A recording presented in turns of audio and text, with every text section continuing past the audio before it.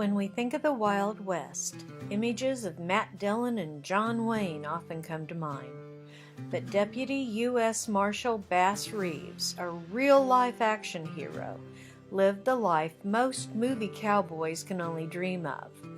Described as part Superman, part Sherlock Holmes, and part Lone Ranger, for over 3 decades, Reeves served in the most dangerous area for federal peace officers, Oklahoma and Indian territories, and he completed his term without being wounded, something even John Wayne's characters could not boast of doing.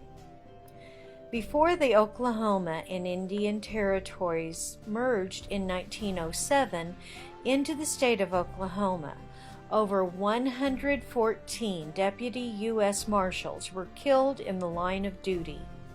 Reeves kept his life and body intact while maintaining the peace. He was never wounded, even though outlaws did shoot his hat and belt off on separate occasions. Born a slave in Arkansas, Reeves accompanied his master into war in the Civil War, but Reeves ran away after a fight during a card game. Reportedly, Reeves knocked his master out cold after an argument over the cards. In Texas at that time, that act would have warranted Reeves' death sentence, so he ran to Indian Territory where he lived with the Native Americans and learned their language and culture, skills that would assist him during his law career. The first African American deputy U.S. Marshal west of the Mississippi River, Reeves tracked down and arrested over 3,000 criminals in the frontier territory, known for no respect for the law. He reputedly shot and killed at least 14 outlaws who resisted arrest and survived multiple assassination attempts. One of the most feared lawmen in the Indian Territory, he brought in more outlaws from eastern Oklahoma and western Arkansas than any other officer, despite being illiterate. Although he couldn't read, he memorized the warrants for all the suspects he pursued. In the early 1870s, Reeves lived in Arkansas with his family and met up with Judge Isaac C. Parker, known to history as the hanging judge.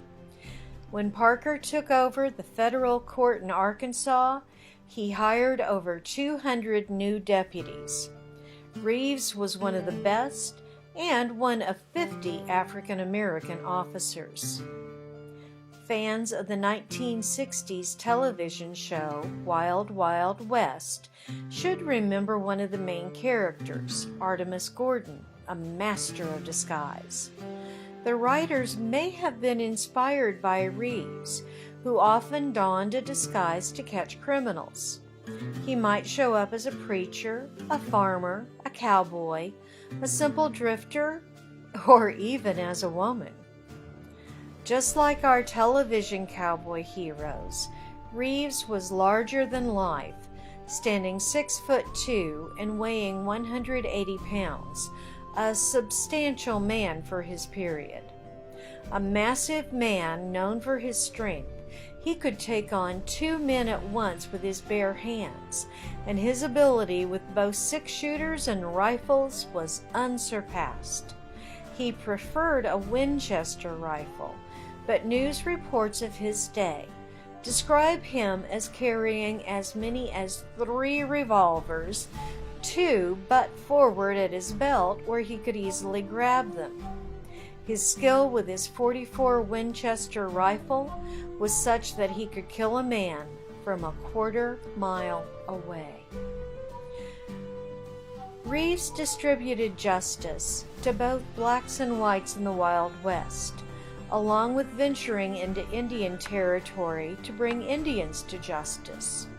In his 2006 biography of Reeves titled Black Gun, Silver Star, Art T. Burton wrote that Reeves tracked down white men, guilty of lynchings and other racially motivated crimes during a time when most of these crimes went unpunished.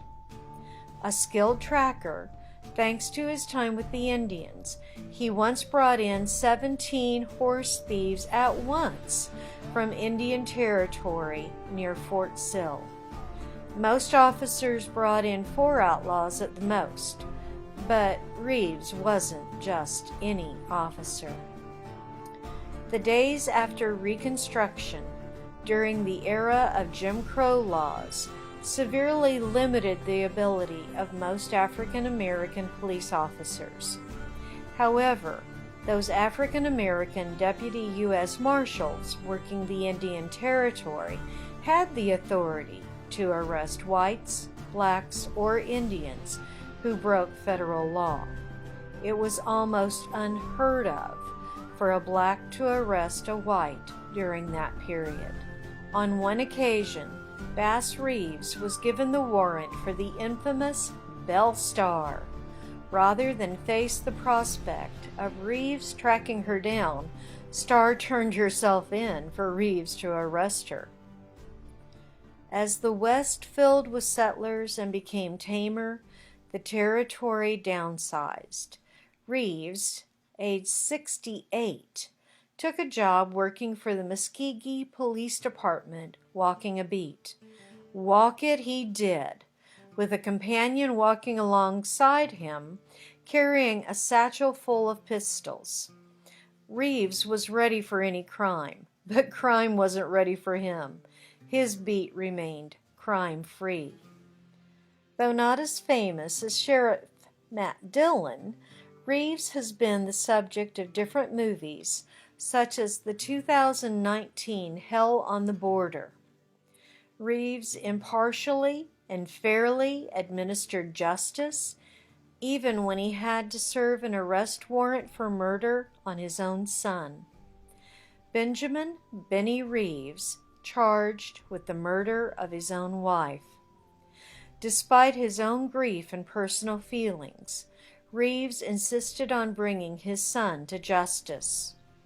Benny served 11 years in prison before his sentence was commuted, and reportedly spent the rest of his life as a model citizen.